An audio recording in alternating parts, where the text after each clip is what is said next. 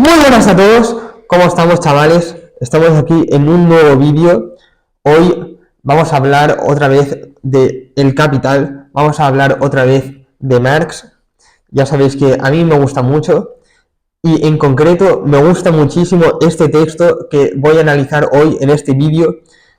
Atención, este es uno de los textos, no estoy hablando en broma, que más me gustan de toda la historia de la filosofía. Este es un texto que me explicaron justo al entrar en la carrera, no dentro de ninguna asignatura en concreto, sino en uno de los seminarios a los que fui.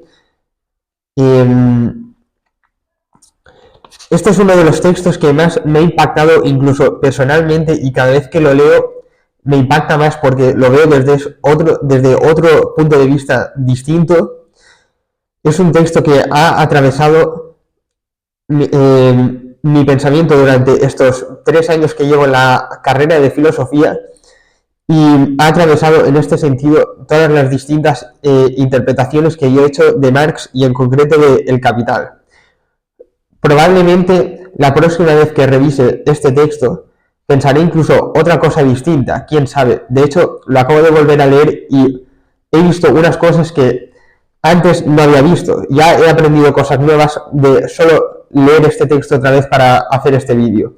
Es simplemente un párrafo, pero este párrafo es que no sabéis lo mucho que me ha impactado y no sabéis lo pesado que he sido con algunos de mis compañeros, incluso con este texto.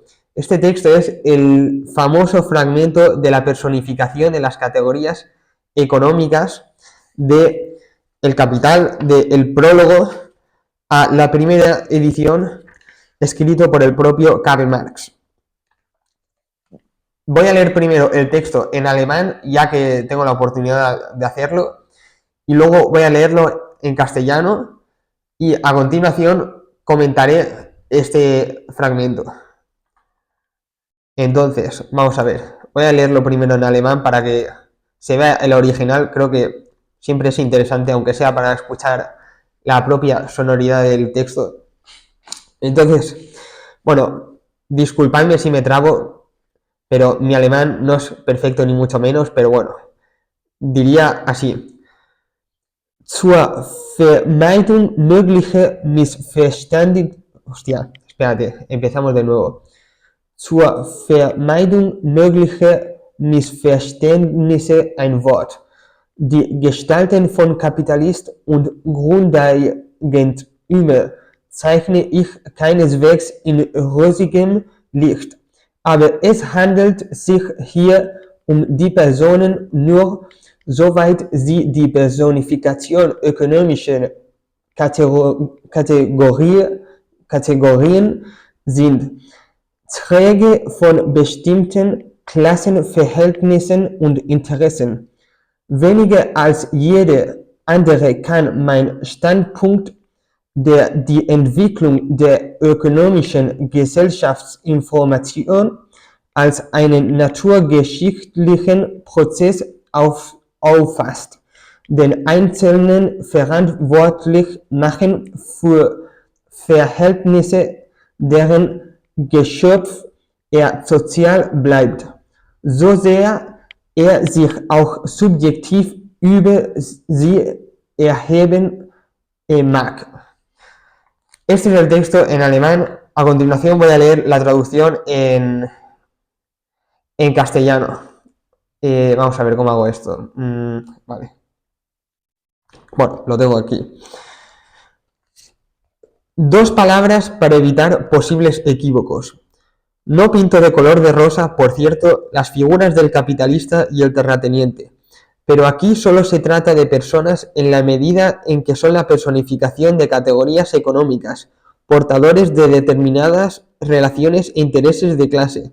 Mi punto de vista, con arreglo al cual concibo como proceso de historia natural el desarrollo de la formación económico-social, menos que ningún otro podría responsabilizar al individuo por relaciones de las cuales él sigue siendo socialmente una criatura, por más que subjetivamente pueda elevarse sobre las mismas.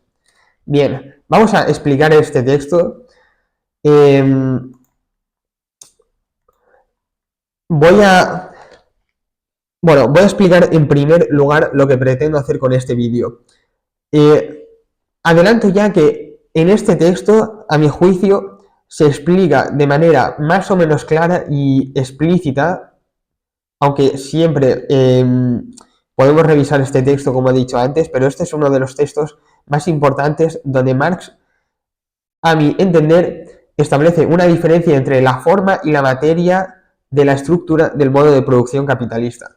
¿Qué significa esto? Lo veremos a continuación, pero sí me gustaría adelantar que este no es el único fragmento, ni mucho menos donde se explica esta distinción. Es más, a mi juicio, prácticamente toda la obra versa sobre esta distinción. ¿Por qué escojo entonces este fragmento? Esto es algo que se verá con el paso del tiempo, conforme vaya subiendo otros vídeos. Lo que pretendo ahora mismo es mostrar una de las posibles interpretaciones que podemos hacer de este fragmento, en concreto a partir de otro texto sobre el capital, cuyo título es, si no recuerdo mal, Sin vigilancia y sin castigo, una discusión con Michel Foucault. ¿Habéis escuchado bien? En ese libro se hace una especie de interpretación pluralista de El Capital de Marx, y para ese libro este fragmento es muy importante. Y yo lo que voy a hacer es resumir básicamente la interpretación que se hace en este libro, como no podía ser de otra manera, publicado y escrito por Carlos Fernández Liria, aunque no voy a incidir en otras cuestiones que se explican en el libro. Estas otras cuestiones las explicaré en otro momento. Lo que quiero decir es que yo voy a intentar hacer una interpretación de este texto a unas sabiendas que el significado que se derive de este texto, la concepción de la estructura del modo de producción capitalista que se derive de este texto, y en concreto la distinción entre la forma y la materia de la estructura del modo de producción capitalista, puede ser la concepción de la estructura que se desprende de este texto puede quizá ser contradictoria con otros, con el concepto de estructura que maneja Marx a lo largo del resto del Capital. Entonces, hoy simplemente lo que voy a hacer es intentar explicar cuál es, a mi juicio, el concepto de estructura que se deriva de este texto, al menos bajo esta interpretación. Y en otros vídeos más adelante, durante las próximas semanas, iremos poco a poco incidiendo en qué medida este texto puede ser considerado incompatible o no con el resto de la obra. Dicho esto, voy a empezar después de 8 minutos de introducción, la verdad que más largo de lo que me gustaría, con lo que es la explicación como tal. Creo que debería leer otra vez el texto, de hecho, porque me he puesto a hablar y creo que no está de más. Bueno, de hecho lo tengo aquí delante ahora también. 2 palabras para evitar posibles equívocos. No pinto de color de rosa, por cierto, las figuras del capitalista y el terrateniente, pero aquí solo se trata de personas en la medida en que son la personificación de categorías económicas portadores de determinadas relaciones e intereses de clase. Mi punto de vista, con arreglo al cual concibo como proceso de historia natural el desarrollo de la formación económico-social, menos que ningún otro podría responsabilizar al individuo por relaciones de las cuales él sigue siendo socialmente tan solo una criatura, por más que subjetivamente pueda elevarse sobre las mismas. Bien, como vemos, según Marx, como se desprende de este texto, los agentes económicos no participan en la economía en tanto que personas individuales, en tanto personas que, con total libertad, toman sus decisiones individualmente, de las cuales son responsables. No se trata de concebir a los individuos como personas que, de manera voluntaria y libre, toman sus decisiones, de manera, insisto, individual. Antes que eso, en este texto lo que se explica es que sus acciones están ya restringidas de antemano por una estructura económica de la cual no pueden salir.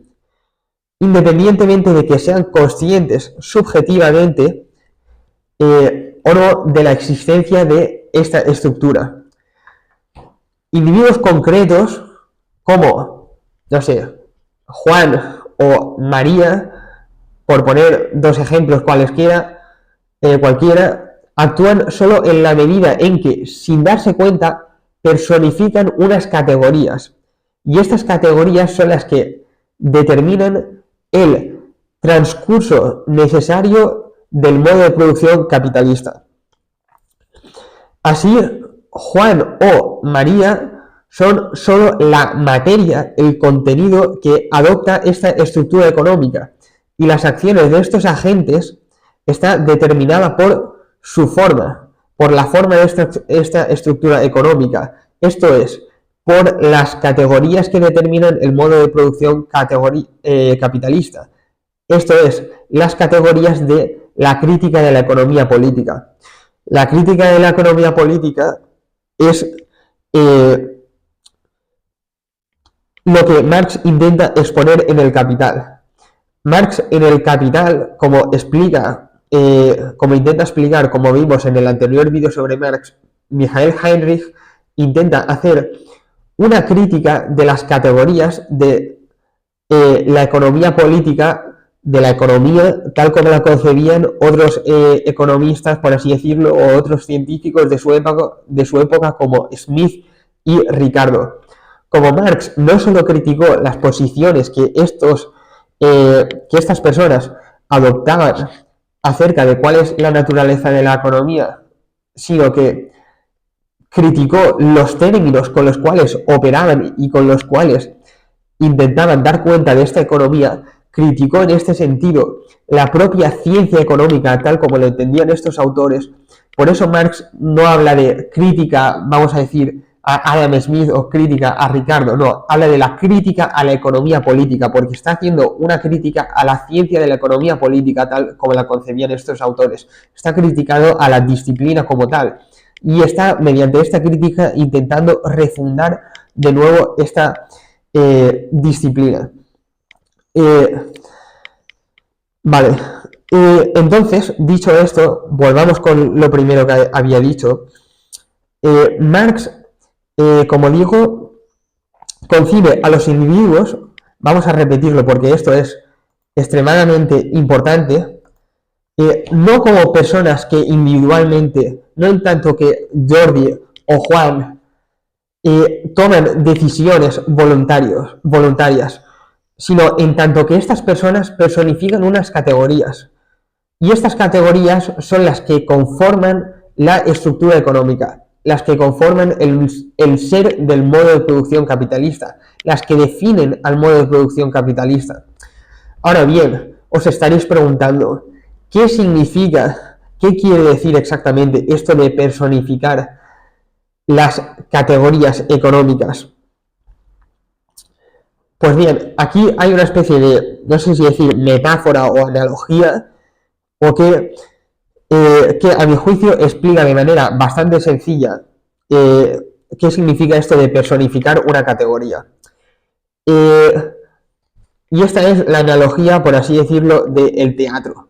Digamos que para Marx la estructura del modo de producción capitalista viene determinada por un guión. Es un guión que marca cómo se va desarrollando el modo de producción capitalista.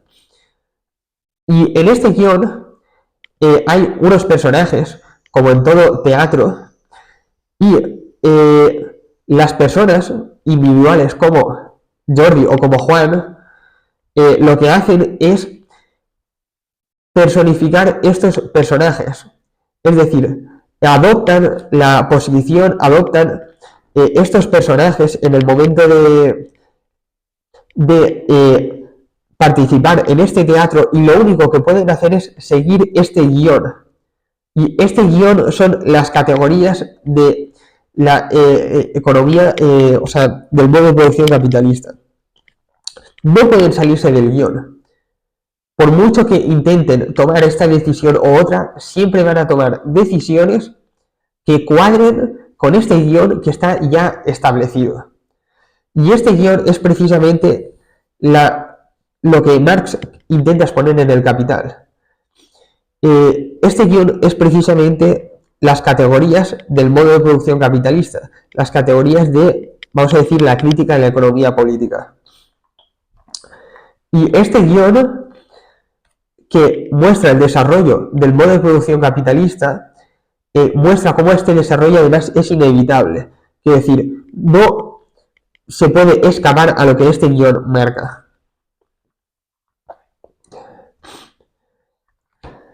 Vale, dicho esto, ¿cuáles son entonces los personajes, o por decirlo de otra manera, las distintas categorías que las personas pueden adoptar, que las personas pueden personificar a la hora de participar en el teatro del modo de producción capitalista? Pues estos son, dicho así, a brochazo gordo, obrero y capitalista.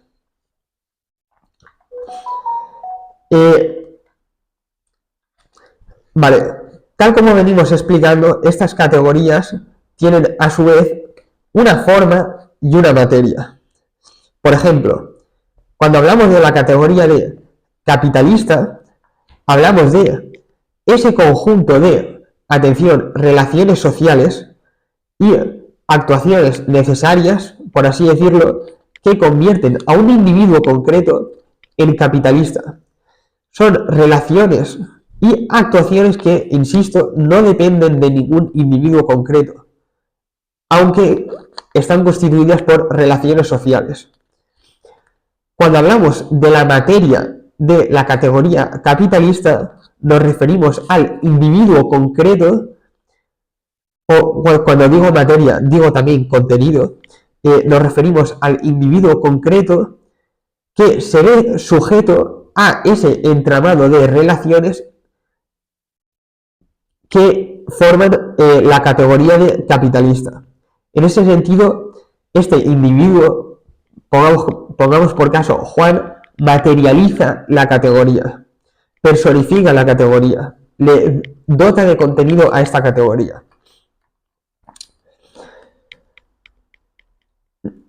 Y como vemos, los individuos que participan en el teatro del modelo de producción capitalista son básicamente, como digo, dicho a brochazo gordo, obrero y capitalista. Y son personas las que conforman la materia, las que dotan de materia a estas categorías.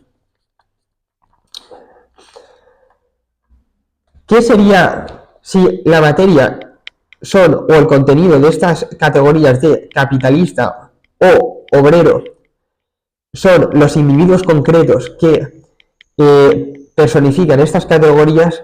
¿Qué es la forma? ¿Qué es la forma de las categorías de capitalista y obrero? La forma de las categorías es el conjunto de entramados, el conjunto de relaciones sociales que hacen que el capitalista sea capitalista o que el obrero sea obrero. No obstante, hay muchas más categorías en la crítica de la economía política, hay muchas más categorías que conforman el conjunto de determinaciones del modo de producción capitalista. En el caso de una categoría como mercancía, la forma sería aquello que hace que una mercancía sea mercancía, las características que necesariamente poseen todas las mercancías para poder serlo. Y la materia sería la mercancía concreta que posee estas características, que posee o que adopta esta forma, y es el adoptar esta forma lo que hace que ese objeto sea una mercancía. Las categorías que son que definen al modo de producción capitalista, que son esas formas, no existen en el vacío, sino que necesariamente hay individuos, objetos, o productos, o como lo queramos decir, que materializan estas categorías.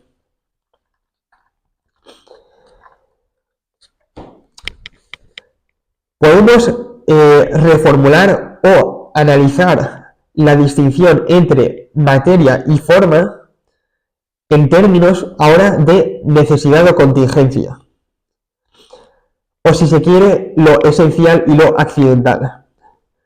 De tal manera que la cuestión viene a ser la siguiente. Al mismo tiempo que es necesario que cada forma contenga su materia, que cada categoría sea adoptada por un individuo, un objeto, un producto, un producto si se quiere, es contingente que materia concreta personifique o cristalice, por así decirlo, dicha forma. Me explico. Es necesario que la categoría mercancía adopte algún tipo de materia. Es decir, es necesario que haya algún objeto que juegue el papel y siga el guión de la mercancía. Pero desde el punto de vista ontológico, desde el punto de vista de la naturaleza del modo de producción capitalista, es completamente contingente, completamente arbitrario y, por decirlo de alguna manera, da absolutamente igual qué objeto juega el papel de la mercancía. La estructura del modo de producción capitalista determina necesariamente que haya mercancías, pero es contingente si las mercancías son zapatos o son casas, porque zapatos y casas es el contenido que rellena esta forma. Pero ¿qué forma concreta, qué materia concreta adopta esta forma? Da completamente igual. Sí, bueno, lo mismo ocurre en el caso de obrero y capitalista.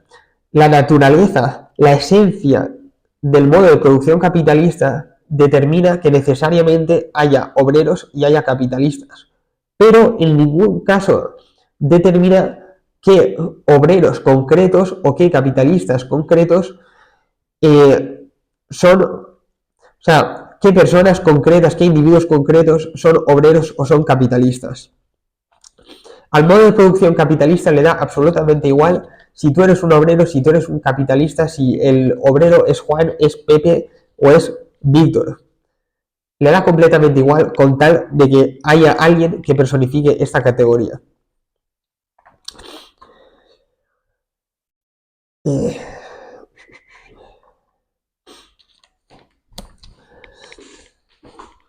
Si se trata de una u otra mercancía, de un objeto, como estaba diciendo antes, es contingente que las mercancías sean zapatos o casas. Si se trata de zapatos o casas, de una u otra mercancía, estará determinado por otros motivos que en ningún caso tienen que ver con la naturaleza del modo de producción capitalista.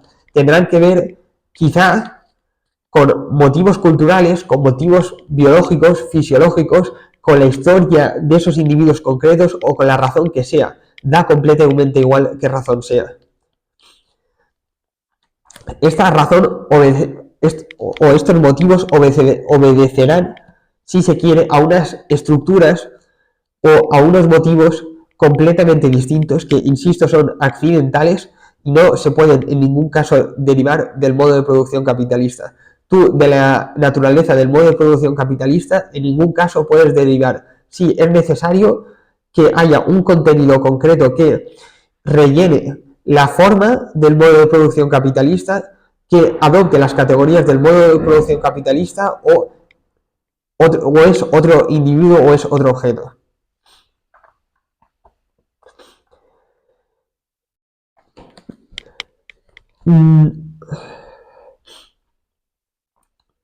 A ver, ¿por dónde sigo? Bueno, por decirlo de alguna manera, ¿sabéis? Los que hayan estudiado mínimamente el capital sabrán que muchas veces la estructura del modo de producción capitalista y del mercado, veremos si hay una distinción en estas dos cuestiones en algún momento, se describen mediante las fórmulas M de M en el caso de la circulación simple de mercancías o de M de en el caso de la circulación del capital. La fórmula por antonomasia que define la naturaleza del modo de producción capitalista es DMD, dinero, mercancía, dinero. Y yo ahora me pregunto, ¿dónde aparecen los zapatos o las casas en esta fórmula? En esta fórmula uno puede ver dinero, mercancía. Dentro de la mercancía puede ver que hay categorías como valor de uso, valor de cambio, pero en ningún caso de esta fórmula tú puedes derivar de repente que hayan zapatos o que hayan coches de una marca o coches de otra marca. Si hay alguien que necesita zapatos, esto obedecerá a otras razones, a razones fisiológicas, pero no al modo de producción capitalista. O he dicho fisiológicas por decirlo de alguna manera, pero obedecerá, si quieres, a la naturaleza del ser humano o a la historia del ser humano que ha hecho que los seres humanos lleven zapatos. Y bajo el modo de producción capitalista, los zapatos serán quizá de cierta manera o de otra. Pero es que esto no se puede derivar en ningún caso de esta fórmula. Porque tú de la fórmula derivas que hayan mercancías. Pero dime tú en qué momento puedes deducir tú que necesariamente tiene que haber zapatos. Pero bueno, en fin.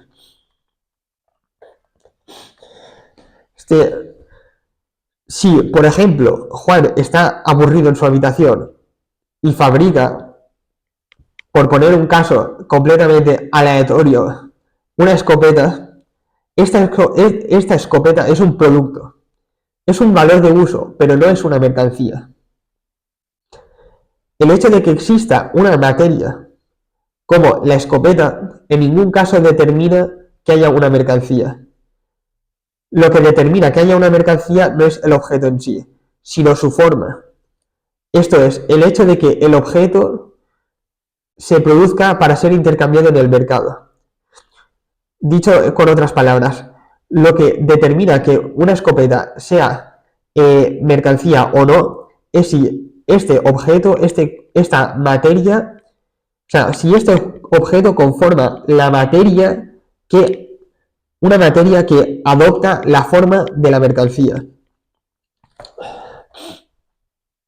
Y aquí Michael Heinrich se ha percatado excelentemente de este punto, gracias al cual ha conseguido con su interpretación monetaria, a mi juicio satisfactoriamente, criticar las interpretaciones naturalistas de la teoría del valor de Marx, que suponen que el valor consiste en algo material y no en un entramado de relaciones sociales estructurales.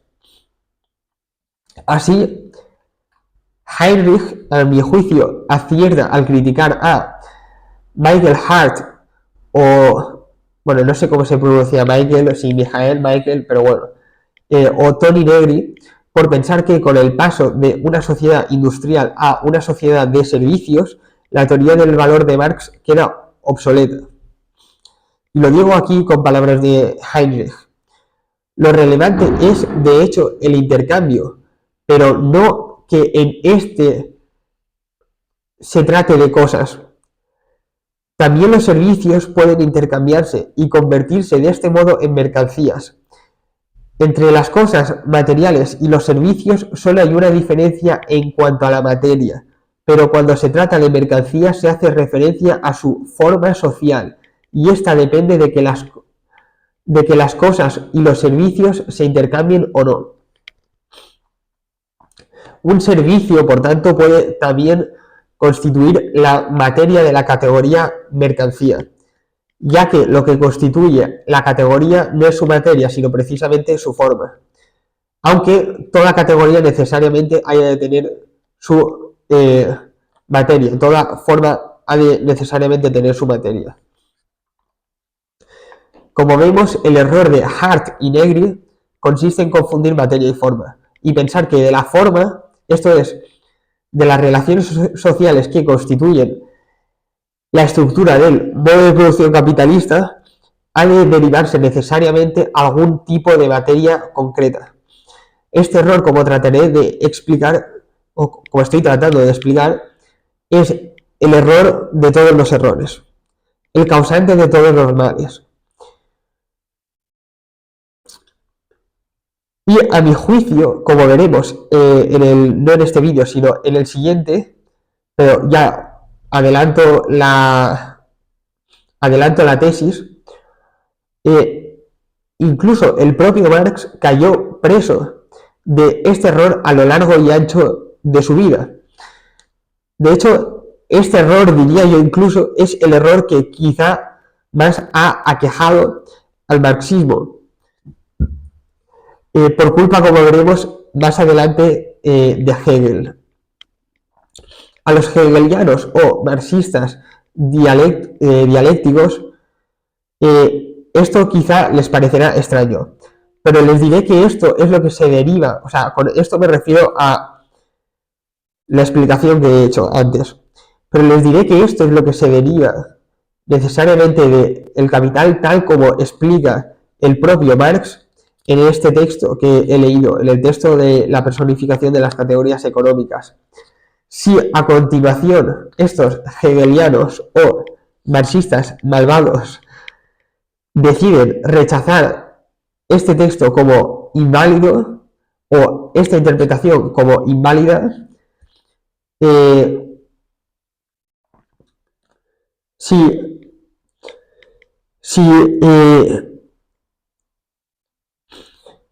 estos marxistas deciden rechazar este texto como válido, entonces les responderé que rechazar este texto implica decir que el decurso del modo de producción capitalista depende entonces de individuos concretos como Juan o María, que libremente eligen sus acciones, que libremente deciden qué hacer como capitalistas y qué hacer como obreros. Y este rechazo es el presupuesto de la economía política, incluida la actual, cuya crítica es justamente el objetivo de Marx en El Capital, como indica su propio subtítulo, Crítica de la economía política.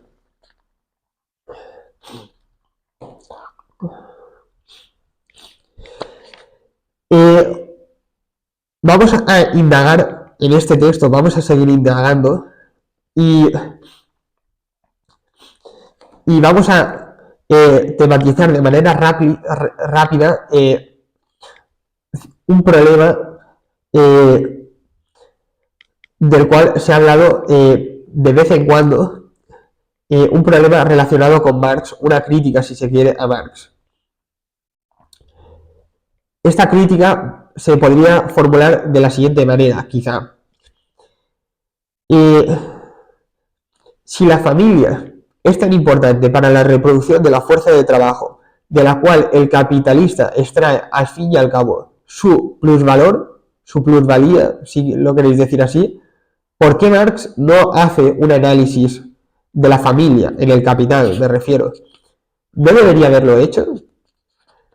En la medida en que la familia es fundamental para la reproducción del modo de producción capitalista, ¿por qué no habríamos de tomarla en cuenta en una descripción de la estructura que define la naturaleza esencial del modo de producción capitalista? En este sentido, es una deficiencia de esta crítica de la economía política el no haber analizado la explotación que ocurre dentro de la familia. ¿Tendría que haber criticado Marx a la institución familiar?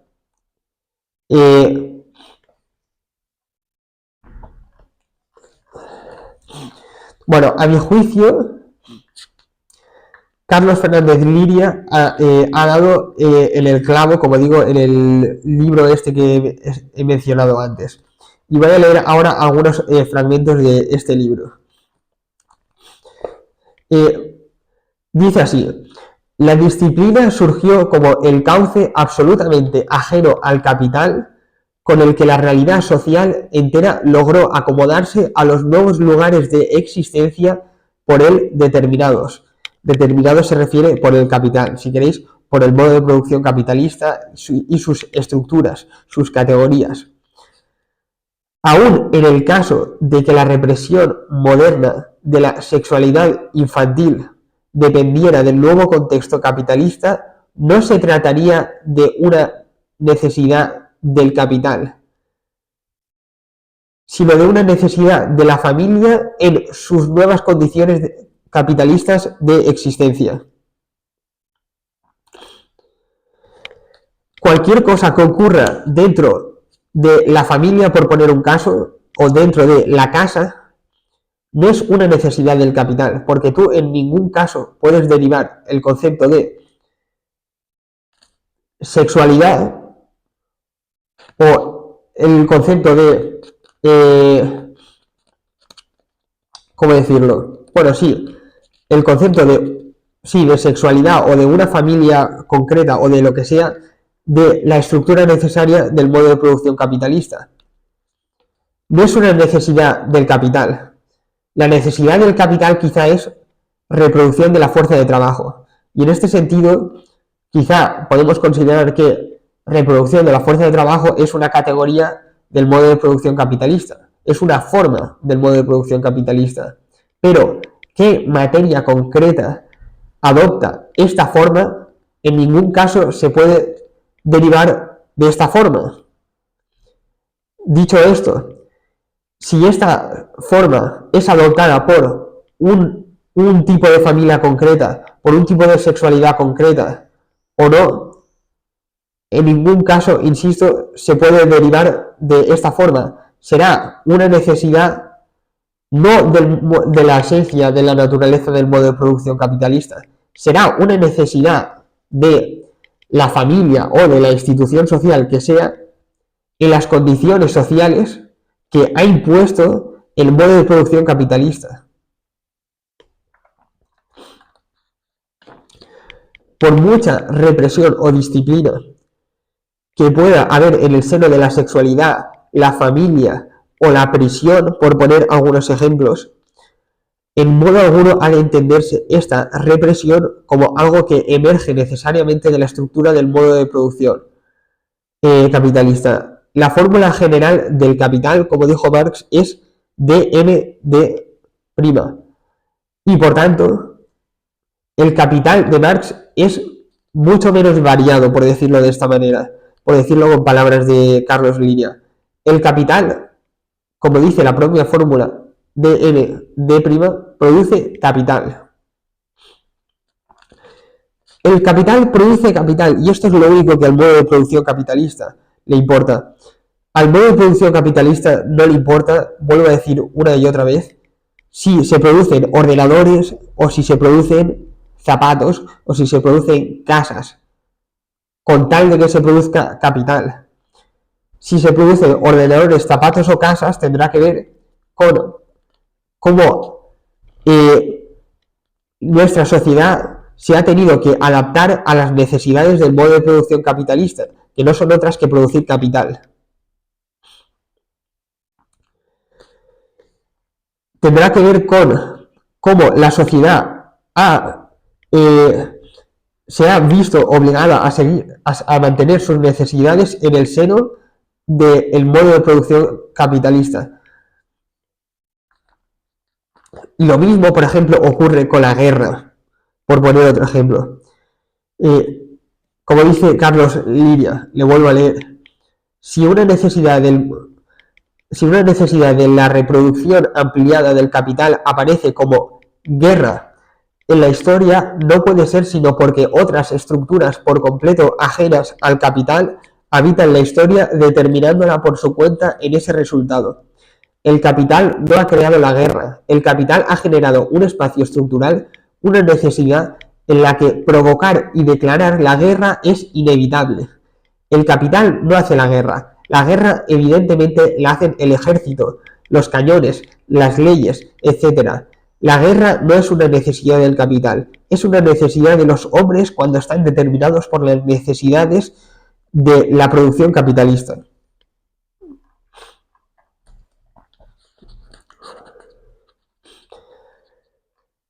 Bueno, estoy repitiendo bastantes cosas, pero sinceramente no me importa. No pasa nada.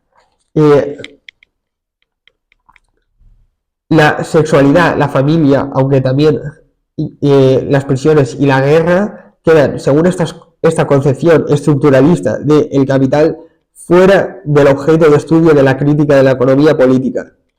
Si esto es algo mucho o poco feminista, es una pregunta un tanto extraña. Marx demuestra, lo sepa o no el propio Marx, que para estudiar correctamente la economía uno debe atenerse estrictamente a lo que dicta la fórmula de la estructura económica. Esto es lo que se deduce del enfoque estructuralista de Marx. Y como hemos demostrado más arriba, no se trata simplemente de estudiar la estructura económica en su conjunto. Cuando hablamos de estructura nos estamos refiriendo en realidad a la forma de la estructura, solo a la forma y nunca a la materia. Puede deducirse, solo la forma y nunca la materia puede deducirse de un análisis, estrictamente de un análisis de la estructura económica. Si se habla de materia, entonces no estás, cualquier referencia a una materia concreta no se deduce de un análisis de la fórmula, de la forma de la estructura económica, sino que ahí estás introduciendo un elemento externo a esa deducción que es la exposición del desarrollo de la crítica de la economía política, la exposición de las determinaciones del conjunto, de la totalidad de las determinaciones del modo de producción capitalista.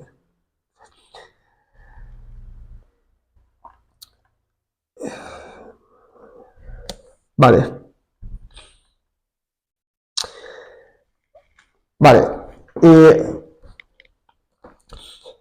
Y he mencionado ahora mismo la palabra totalidad. Y comento la última cosa ya del vídeo de hoy.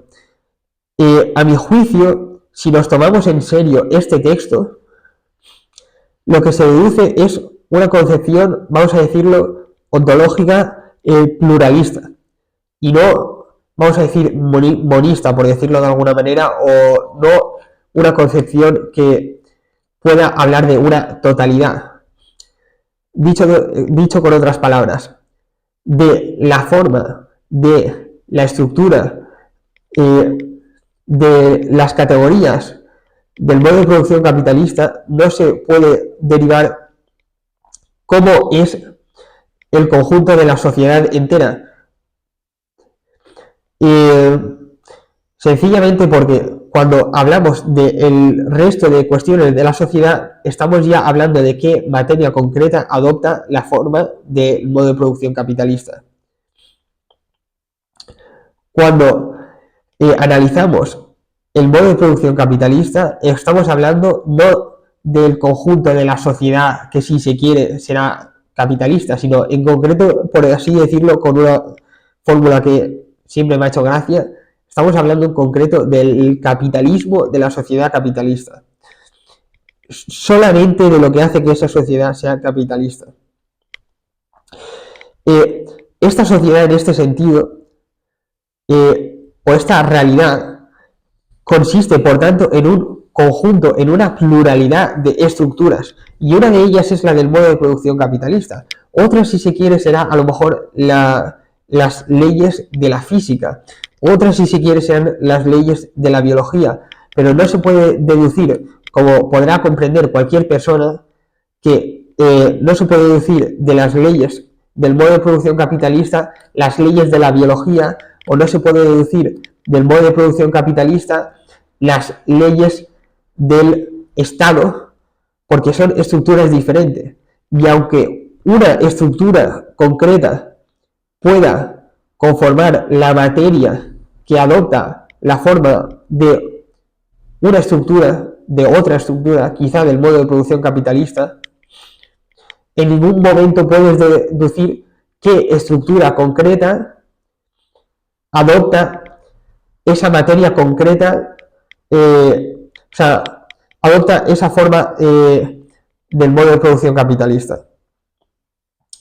Con tal de que haya una estructura, un objeto, lo que sea que constituya el contenido que adopta esta forma del modo que es el modo de producción capitalista, da igual si este contenido es un objeto, es una estructura, es lo que sea, y por tanto no se puede deducir de la forma del modo de producción capitalista, del conjunto de determinaciones del modo de producción capitalista, si esta materia concreta es Estado, es familia o es lo que sea.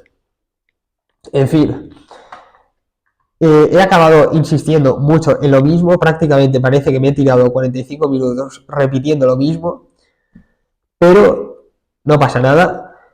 Sinceramente, quería que quedase claro un poco por dónde van los tiros a la hora de derivar esta concepción pluralista de la realidad social, una realidad que, entre otras cosas, está constituida por el modo de producción capitalista. Esta interpretación pluralista se enfrentaría a una interpretación, por decirlo así muy burdamente, monista de la sociedad, si se quiere. Es que no sé si monista es la palabra adecuada, pero bueno, según la cual de la estructura del modo de producción capitalista se puede deducir el resto de determinaciones de la sociedad. De esta estructura se deducen las determinaciones del capitalismo, no del resto de la sociedad.